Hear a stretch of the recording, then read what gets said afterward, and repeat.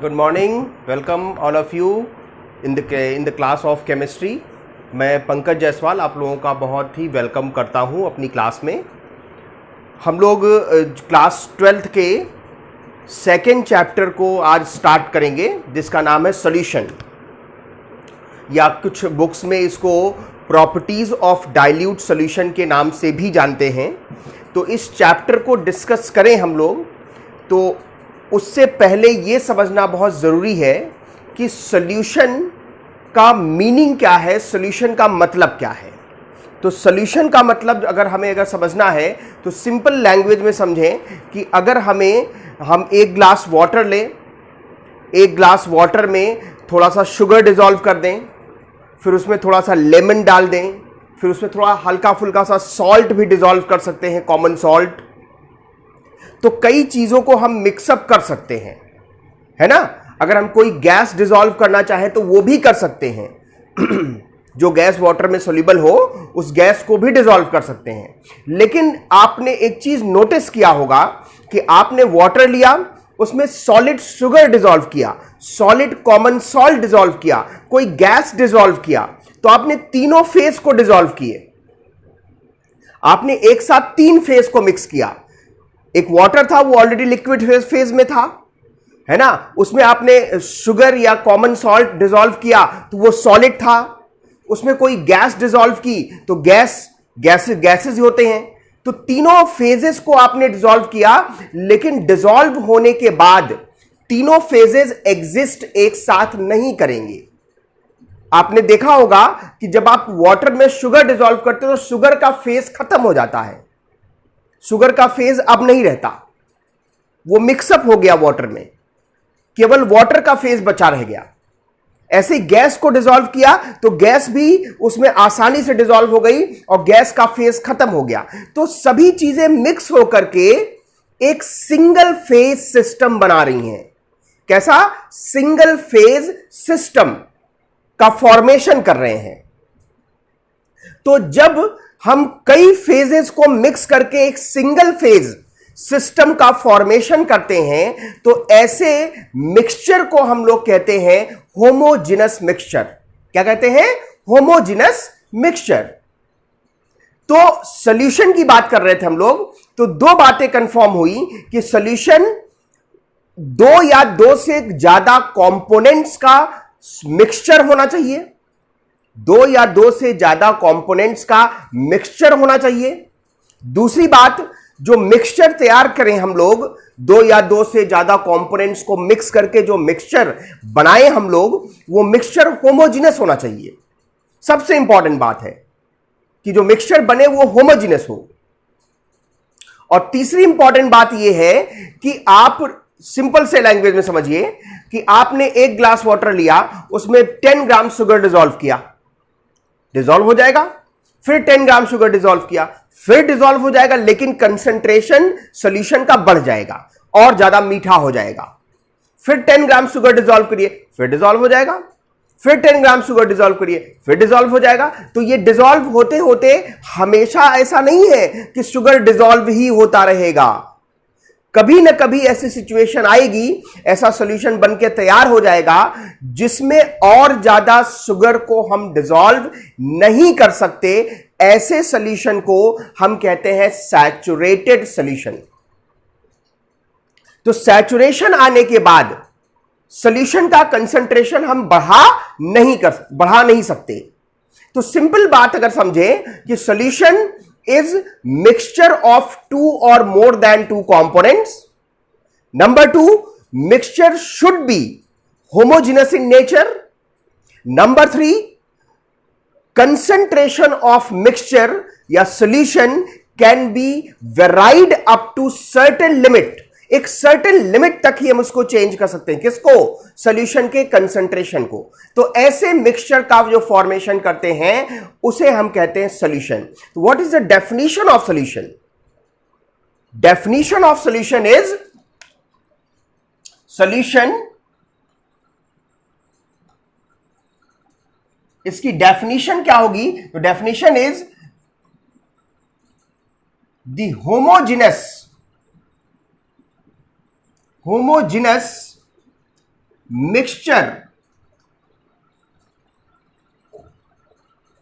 Of two or more than two components whose concentration is varied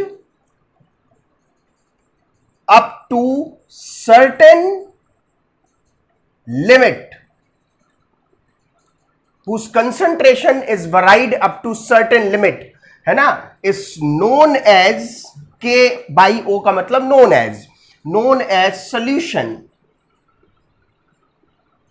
इस mixture को, जो कि कैसा है, होमोजीनस नेचर का है, दो या दो से ज्यादा कंपोनेंट्स का मिक्सचर है और जिसका कंसंट्रेशन एक सर्टेन लिमिट तक चेंज हो सकता है, बढ़ सकता है, तो ऐसे मिक्सचर को हम लोग नाम देते हैं solution.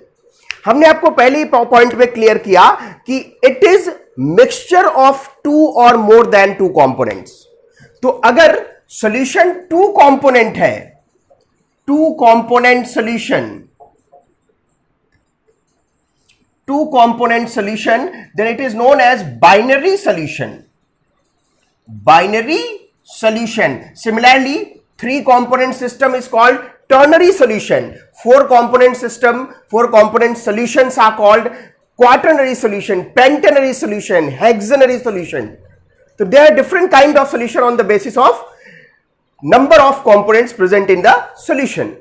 But most important solution is binary solution. Binary solution सबसे important solution है ना? There are two components. The first component is called solute. What is called? Solute. And the second one is called solvent. Solute and solvent. ठीक है? अगर हमने solution, एक binary solution तैयार किया और उसमें दो कंपोनेंट्स हैं, तो हम कैसे आइडेंटिफाई करेंगे कि which one is solute and which one is solvent? तो it can be determine on the basis of their physical states and their amounts. दो तरीके हैं। सोल्यूट और सॉल्वेंट को आइडेंटिफाई अगर करना है तो हमारे पास दो तरीके हैं जिससे हम सोल्यूट और सॉल्वेंट को आइडेंटिफाई करेंगे। एक अमाउंट मेथड,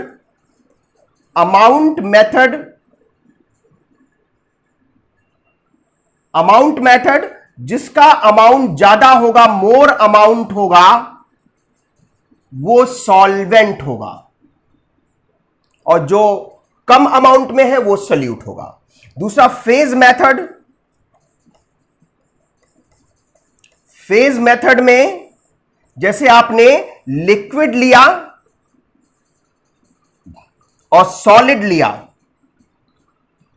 मिक्स करके आपने लिक्विड सॉल्यूशन बनाया, तो सॉल्यूशन का फेज क्या है? लिक्विड। तो इसमें से जो भी लिक्विड होगा वो सॉल्वेंट होगा और दूसरा आपका सोल्यूट होगा। जैसा फेज सॉल्यूशन का है उसी फेज का जो कंपोनेंट होगा वो सॉल्वेंट होगा और दूसरा आपका अपने आप सोल्यूट हो जाएगा। ये हम तब यूज करते हैं जब हम अमाउंट मेथड से सॉल्वेंट और सोल्यूट को डिसाइड नहीं कर पाते, तब हम डिसाइड करते हैं फेज मेथड से, है ना? राइट डाउन कीजिए।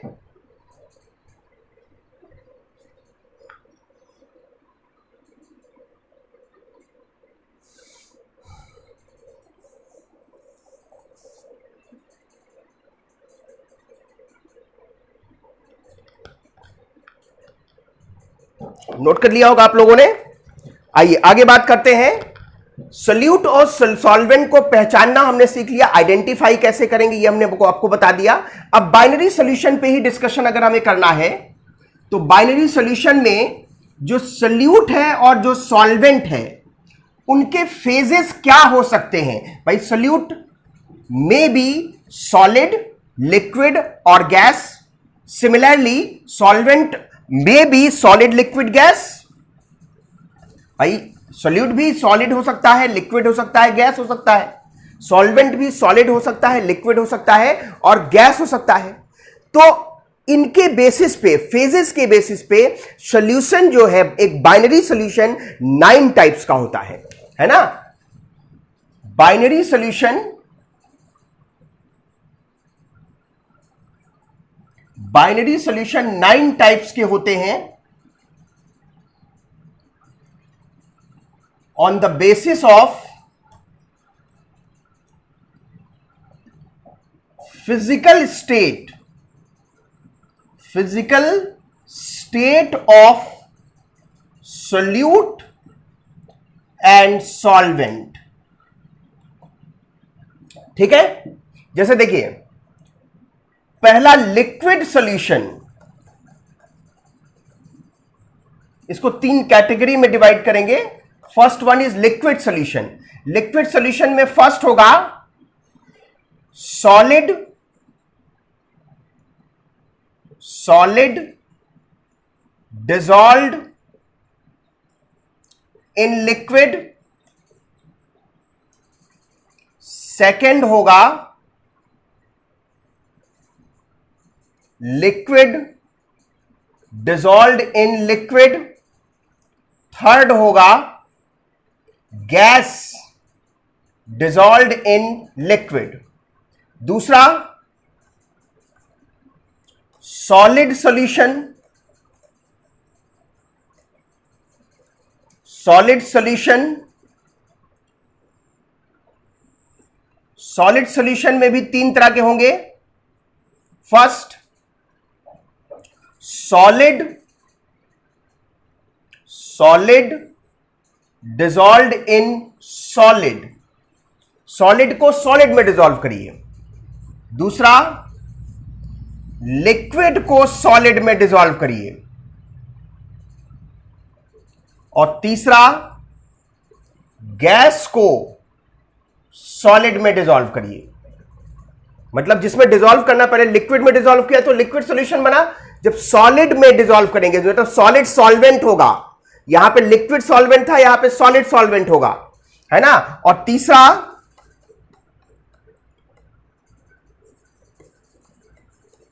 गैसियस सॉल्यूशन, इसमें भी 3 कैटेगरी होगी। सॉलिड डिसॉल्व्ड इन गैस, मतलब गैस सॉल्वेंट हो गया। Liquid dissolved in gas and gas dissolved in gas. ध्यान ये रखना है कि किसी को किसी में भी डिसॉल्व करें। सॉलिड को लिक्विड में डिसॉल्व करें, लिक्विड को सॉलिड में डिसॉल्व करें, गैस को सॉलिड में डिसॉल्व करें, किसी को किसी में भी डिसॉल्व करें, मिक्स होने के बाद होमोजेनस मिक्सचर बनना चाहिए, तभी वो सॉल्यूशन माना जाएगा। क्लियर है बात? नोट करिए इसको।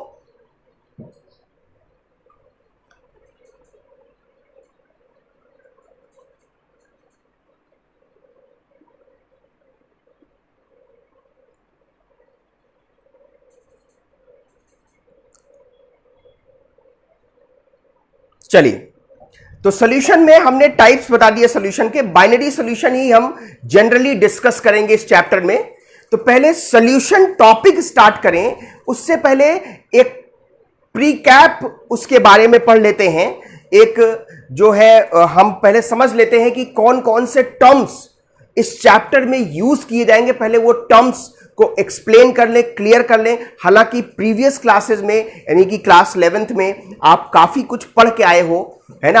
आपने मोल कंसेप्ट पढ़ा है, तो मोल कंसेप्ट में एक टॉपिक पढ़ा होगा छोटा सा, मोल कॉन्सेप्ट इन सॉल्यूशन, जिसमें आपने नॉर्मेलिटी पढ़ी होगी, मोलैरिटी पढ़ी होगी, मोलैलिटी पढ़ी होगी, मोल फ्रैक्शन आप जानते होंगे। तो इन्हीं चीजों का इस्तेमाल हम सॉल्यूशन में भी करते हैं। सॉल्यूशन में सबसे इंपॉर्टेंट बात है सॉल्यूशन का कंसंट्रेशन। अगर कंसंट्रेशन समझ में आ गया तो बाकी सारी प्रॉपर्टीज उसी पे डिपेंडेंट हैं। तो बाकी प्रॉपर्टीज को हम उसी बेसिस पे क्लियर कर लेंगे, है ना, अंडरस्टूड कर लेंगे। लेकिन उसके लिए कंसंट्रेशन टर्म्स को एक्सप्लेन करना और समझना बहुत जरूरी है। तो कंसंट्रेशन का मतलब क्या होता है? कोई सॉल्यूशन आपने प्रिपेयर किया, तो उस सॉल्यूशन में एक सॉल्यूट होगा, एक सॉल्वेंट होगा। अब सॉल्यूट का अमाउंट डिसाइड करेगा कि सॉल्यूशन कितना कंसंट्रेट है। लेकिन अब एक चीज हमने आपसे जैसे कहा कि आप आधा लीटर वाटर ले लो, उसमें 10 ग्राम शुगर डिसॉल्व करो, आधा लीटर पानी लेके उसमें 10 ग्राम शुगर डिसॉल्व करो, एक सॉल्यूशन प्रिपेयर हुआ। अब हमने कहा कि 1 लीटर वाटर ले लो, आधा लीटर से कितना कर दिया 1 लीटर, और उसने हमने कहा 20 ग्राम शुगर डिसॉल्व करो, तो क्या कंसंट्रेशन पे फर्क पड़ा? नहीं पड़ा, क्योंकि आधा लीटर पानी में 10 ग्राम डिसॉल्व कर रहे तो 1 लीटर में 20 ग्राम तो बराबर ही तो हुआ, कंसंट्रेशन बदला नहीं। कंसंट्रेशन को अगर एक्सप्लेन करना है तो हमें सॉल्वेंट के अमाउंट को या सॉल्यूशन जो बन रहा है उसके अमाउंट को फिक्स करना होगा। दोनों को चेंज कर देंगे तो कंसंट्रेशन हम डिसाइड नहीं कर पाएंगे, ये कंसंट्रेशन में कोई चेंज नहीं आ पाएगा। हम सॉल्यूशन के अमाउंट को और सॉल्यूट के अमाउंट दोनों को नहीं बदल सकते। तो कंसंट्रेशन डिसाइड किया जाता है सॉल्यूट के अमाउंट से कि सॉल्यूट कितना है, लेकिन डेफिनेट अमाउंट ऑफ सॉल्यूशन। तो next topic is concentration of solution.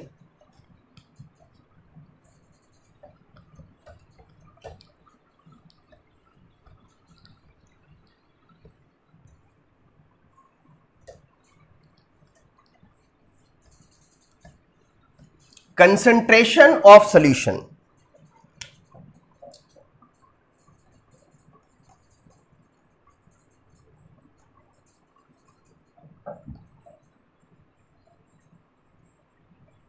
तो कंसंट्रेशन ऑफ सॉल्यूशन अगर एक लाइन में, हालांकि कोई प्रॉपर डेफिनेशन नहीं है कंसंट्रेशन की, लेकिन हम अगर एक्सप्लेन करना चाहें तो हम कहेंगे कि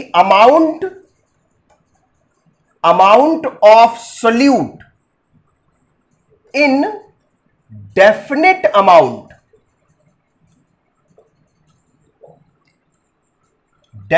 amount of solution or solvent। हालांकि हम कंसंट्रेशन को कई तरीके से बताते हैं। जब हम कंसंट्रेशन एक्सप्रेस करते हैं सॉल्यूशन का, तो हमें कंसंट्रेशन को एक्सप्रेस करने के लिए हमारे पास बहुत से मेथड्स हैं, है ना। तो हम उन मॉड्स पे डिस्कशन करेंगे, है ना, mods of expressing concentration of solution. Solution के कंसंट्रेशन को एक्सप्रेस करने के मेथड्स कौन कौन से हमारे पास। तो देखिए, हमने आपको बताया कि सॉल्यूट के अमाउंट से डिसाइड होगा कि सॉल्यूशन के डेफिनेट अमाउंट में सॉल्यूट के अमाउंट से कंसंट्रेशन डिसाइड होगा। सॉल्यूशन के डेफिनेट अमाउंट में सॉल्यूट के अमाउंट से कंसंट्रेशन डिसाइड किया जाता है। तो जब फॉर्मूला बनाएंगे तो सॉल्यूट का अमाउंट ऊपर रखेंगे और नीचे अमाउंट ऑफ सॉल्यूशन रखेंगे। तो पहला तरीका है, पहला मेथड है परसेंटेज। परसेंटेज में भी कई सारे तरीके हैं, जैसे परसेंटेज बाय मास लिया जाए, या परसेंटेज बाय वॉल्यूम लिया जाए, या परसेंटेज मास बाय वॉल्यूम लिया जाए, या परसेंटेज वॉल्यूम बाय मास लिया जाए, कोई भी टर्म ले सकते हैं, है ना। तो हम पहले बात करते हैं percentage by mass. Percentage by mass, तो मास की बात हो रही है, तो देखिए सॉल्यूट का मास और सॉल्यूशन का भी मास, यानी ये होगा मास ऑफ सॉल्यूट, ये SO है, अपॉन मास ऑफ सॉल्यूशन, और परसेंटेज है तो 100 से मल्टीप्लाई कर देंगे। जैसे एग्जाम्पल के लिए समझिए, हमने कहा 10% by mass, W upon W का मतलब by mass of urea solution. तो यूरिया सॉल्यूशन कैसे बनाया गया होगा? यूरिया सॉल्यूशन यूरिया को वाटर में डिसॉल्व करके बनाया गया होगा। तो दो कंपोनेंट है, एक यूरिया है और एक वाटर है। यूरिया सॉल्यूट है और वाटर सॉल्वेंट है। तो देखिए कितना परसेंट कह रहा है, 10%। फॉर्मूले में क्या है, मास ऑफ सल्यूट। तो जो न्यूमेरिकल वैल्यू है ये ऊपर वाली क्वांटिटी है और नीचे वाली क्वांटिटी हमेशा बाय डेफिनेशन लिया जाता है। हम बात कर रहे हैं परसेंटेज की, तो परसेंटेज की डेफिनेशन क्या होती है, 100।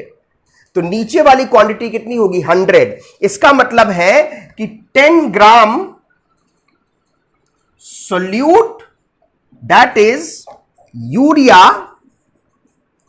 is present in 100 gram solution. मेरी बात बहुत गौर से समझिएगा, जितना परसेंटेज दिया है ये ऊपर वाली क्वांटिटी। हमेशा देखिए कंसंट्रेशन टर्म की जो भी वैल्यू दिया है वो उस ऊपर वाली की क्वांटिटी होती है, ऊपर वाली क्वांटिटी होती है, और नीचे वाली क्वांटिटी हमेशा बाय डेफिनेशन लिया जाता है। बाय डेफिनेशन, जिस तरह की डेफिनेशन हम यूज करेंगे उसी तरह के जो भी टर्म होगा हर टर्म में डेफिनेशन की वैल्यू चेंज होती रहती है।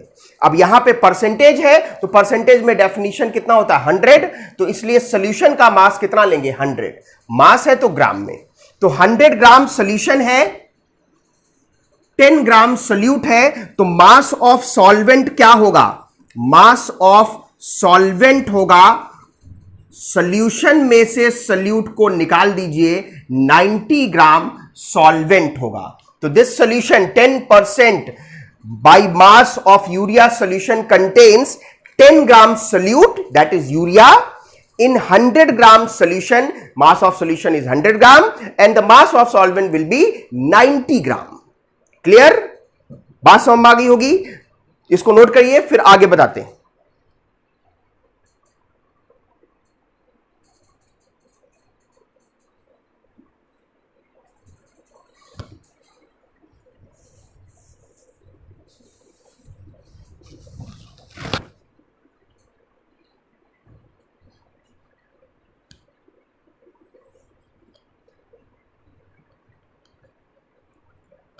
चलिए नेक्स्ट पढ़ते हैं आगे। ये परसेंटेज में परसेंटेज बाय मास की बात हुई। अब आइए बात करते हैं अगले परसेंटेज की। अभी परसेंटेज पे ही रहेंगे।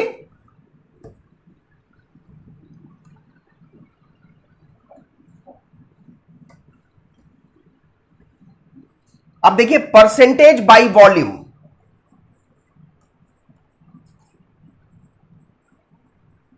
परसेंटेज बाय वॉल्यूम,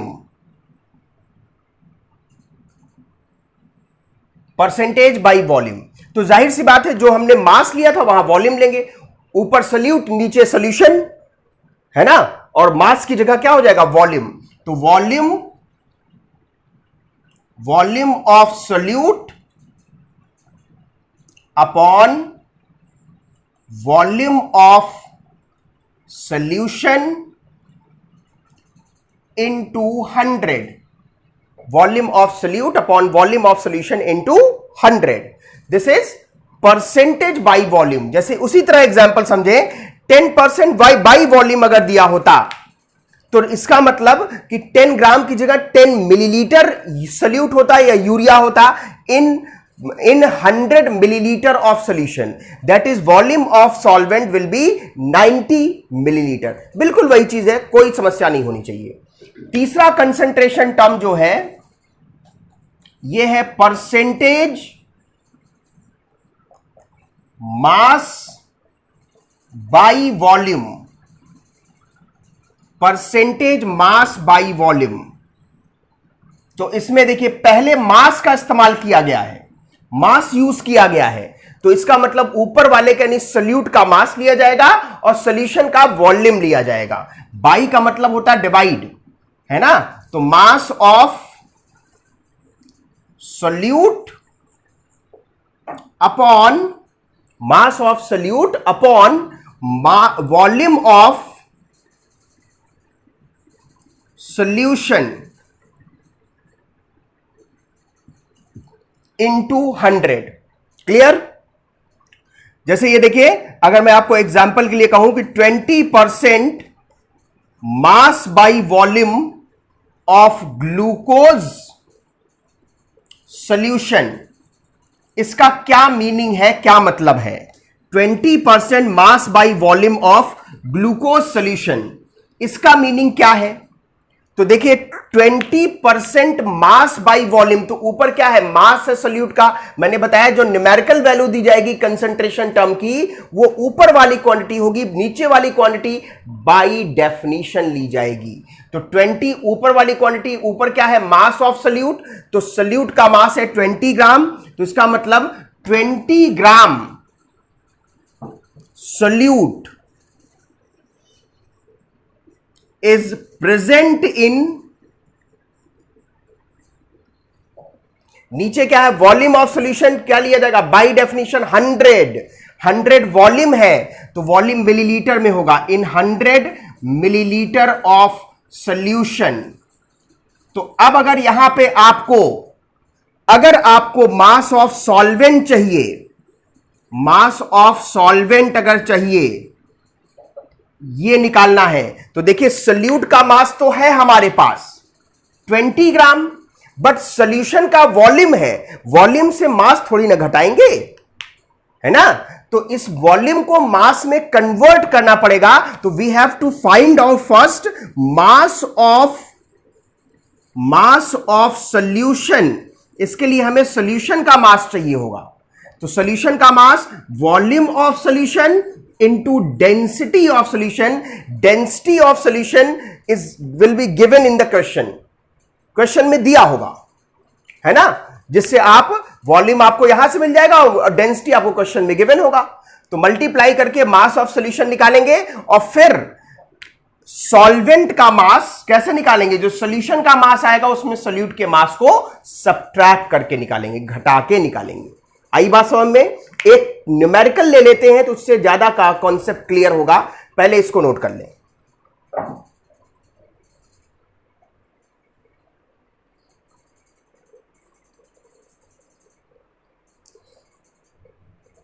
चलें, नोट कर लिया होगा।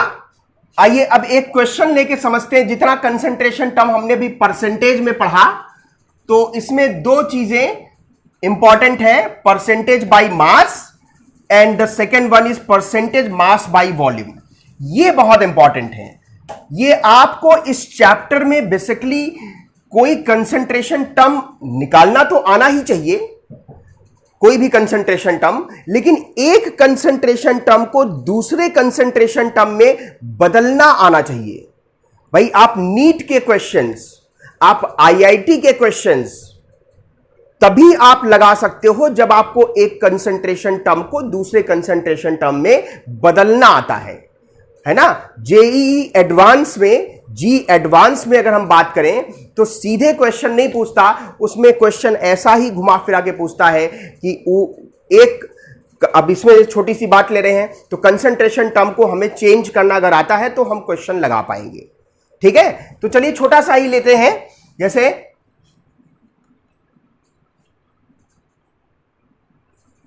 डेंसिटी ऑफ 20% बाई मास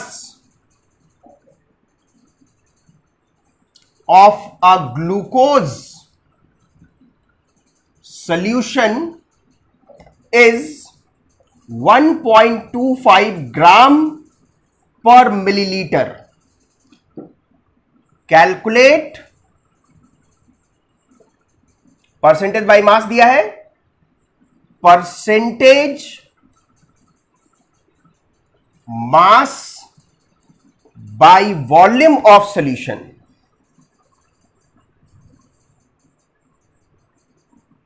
अब देखिए परसेंटेज बाय मास हमने आपको दे दिया, सॉल्यूशन की डेंसिटी दे दी, और आपसे पूछ रहे हैं हम परसेंटेज मास बाय वॉल्यूम। ठीक है, तो जो आपको गिवन है, क्या दिया है? Percentage by mass. जो जो पता है, जो जो क्वांटिटीज के बारे में हम जानते हैं वो हम पहले लिख लेंगे।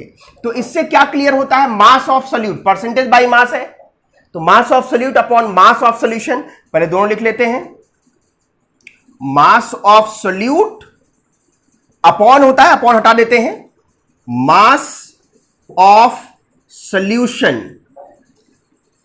ये देखें कितनी होगी क्वांटिटी, मैंने बताया ये ऊपर वाली क्वांटिटी है तो हमेशा जो न्यूमेरिकल वैल्यू है वही होगी। और नीचे वाली क्वांटिटी बाय डेफिनेशन 100। दोनों मास है तो दोनों ग्राम्स में होंगे, दोनों ग्राम्स में होंगे। अब आइए तीसरी चीज दिया है सॉल्यूशन की density, density of solution. Density कितना दिया 1.25 ग्राम पर मिलीलीटर। अब आइए देखिए पूछा क्या गया है, पूछा गया है परसेंटेज मास बाई वॉल्यूम। क्या होता है इसके फॉर्मूले में, तो मास ऑफ सोल्यूट होता है, मास ऑफ सोल्यूट होता है, और वॉल्यूम है तो वॉल्यूम ऑफ सॉल्यूशन होता है, वॉल्यूम ऑफ सॉल्यूशन इनटू 100। यहां पे जरा समझें, मास ऑफ सोल्यूट तो हमको पता हो गया, लेकिन सॉल्यूशन का वॉल्यूम नहीं पता। तो volume of solution, mass of solution upon density of solution, है ना। मास ऑफ सॉल्यूशन 100 और ये 1.25, ये 80 मिलीलीटर आ जाएगा, 80 मिलीलीटर। तो आइए क्वेश्चन सॉल्व करें। ये 20, ये 80 इंटू 100, ये देखिए 20 से 80 कट जाएगा, 4 आएगा, और 100 बाई 4 यानी 25%। ये है सॉल्यूशन का परसेंटेज मास बाई वॉल्यूम। कितना आसानी से हमने परसेंटेज बाई मास को परसेंटेज मास बाई वॉल्यूम में कन्वर्ट कर दिया।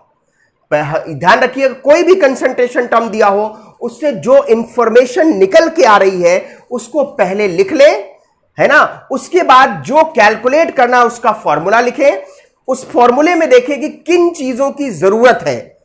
जैसे मास ऑफ सोल्यूट तो हमें मिल गया था, लेकिन सॉल्यूशन का वॉल्यूम नहीं मिला था, तो हमने देखा कि सॉल्यूशन से रिलेटेड हमारे पास दो चीजें नोन है, सॉल्यूशन का मास नोन है, सॉल्यूशन की डेंसिटी नोन है। तो हम सॉल्यूशन का वॉल्यूम निकाल सकते हैं, तो निकाल के हमने वैल्यू पुट कर दी। क्लियर है, नोट करिए।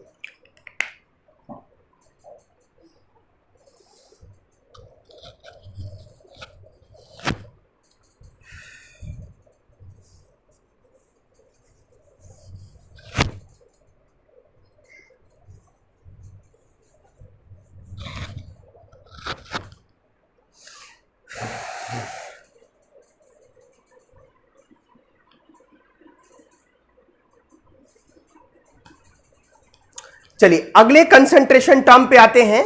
ये तो परसेंटेज की बात हुई। नेक्स्ट कंसंट्रेशन टर्म जो है वो है पार्ट्स पर मिलियन और and parts per billion. Million का मतलब 10 टू द पावर 6 और बिलियन का मतलब 10 to the power 9। Parts per million आपको बुक्स में दिखाई देगा, पार्ट्स पर बिलियन शायद ना मिले, लेकिन जब पार्ट्स पर मिलियन निकाल सकते हैं तो पार्ट्स पर बिलियन भी कैलकुलेट किया जा सकता है। उसी को कैलकुलेट करने की कोशिश करते हैं, पीपीएम एंड पीपीबी।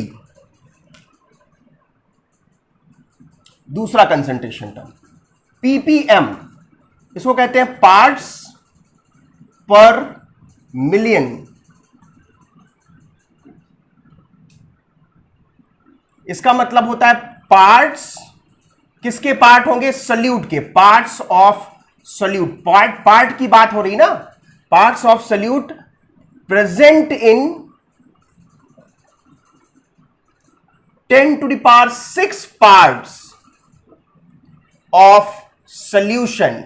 सोल्यूशन के 10 टू द पावर 6 पार्ट में जो सोल्यूट के पार्ट होंगे वो कहलाएगा पीपीएम, है ना। मतलब इसको फॉर्मुलाइज करें तो अमाउंट लिख दे रहा हूं, अमाउंट में सब कुछ आ जाता है।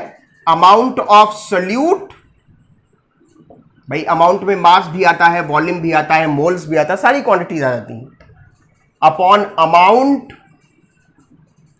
Of solution into 10 to the power 6। और पीपीबी फुल फॉर्म है इसका, parts per billion, that is parts of solute present in 10 to the power 9 parts of solution is called ppb, parts per billion. तो parts per billion का formula हो जाएगा amount of solute upon amount of solution into 10 to the power 9. एक छोटा सा question समझते हैं. जैसे हमने कहा 80% by mass of a solution, तो पीपीएम में इसको अगर एक्सप्रेस करना हो तो क्या होगा, इसका कंसंट्रेशन पीपीएम में क्या होगा. तो परसेंटेज बाई मास दिया है, तो 80 ग्राम सोल्यूट 100 ग्राम सोल्यूशन, तो amount of solute is 80 gram, amount of solution is 100 gram into 10 to the power 6. तो ये देखिए ये कैंसिल हो जाएगा, एक 10 ये 10 to the power 5 बचेगा, तो 8 into 10 to the power 5 parts per million. ये मतलब 80% by mass of solution is equal to 10 into 10 to the power 8 into 10 to the power 5 ppm. मतलब चाहे 80% बाई मास कह लीजिए और चाहे 8 into 10 to the power 5 ppm कह लीजिए, एक ही बात है, दोनों सेम कंसंट्रेशन को एक्सप्रेस कर रहे हैं. तो हमने आज 2 कंसंट्रेशन टर्म आपको सिखाए. उम्मीद है आप लोगों को समझ में आया होगा, है ना. इस पे और ज्यादा कंसंट्रेशन टर्म्स पे और ज्यादा डिस्कशन करेंगे हम लोग नेक्स्ट क्लास में, ठीक है. और अभी बहुत इंपॉर्टेंट कंसंट्रेशन टर्म है, स्ट्रेंथ है, नॉर्मेलिटी है, मोलैरिटी है, फॉर्मेलिटी है, मोलैलिटी है, and the most important one mole fraction. तो ये भी 6 सबसे इंपॉर्टेंट, इनसे क्वेश्चन नहीं बनेगा, जो अब आगे आएगा उनसे क्वेश्चन बनेगा, लेकिन जो आगे टर्म्स आएंगे वो कहीं ना कहीं उसमें ये भी रिलेटेड होता है, इसलिए पहले इसको बताना जरूरी था. तो उम्मीद है आप लोगों को बहुत अच्छे से क्लियर हुआ होगा, है ना. मिलते हैं नेक्स्ट क्लास में. और इंपॉर्टेंट बात आपको हम बता दें पहले कि अगर अगर आपने मेरे YouTube चैनल को सब्सक्राइब नहीं किया है तो please subscribe my channel chemistry by Pankaj Jaiswal and press bell icon for notification of all videos. Thank you very much. मिलते हैं नेक्स्ट क्लास में.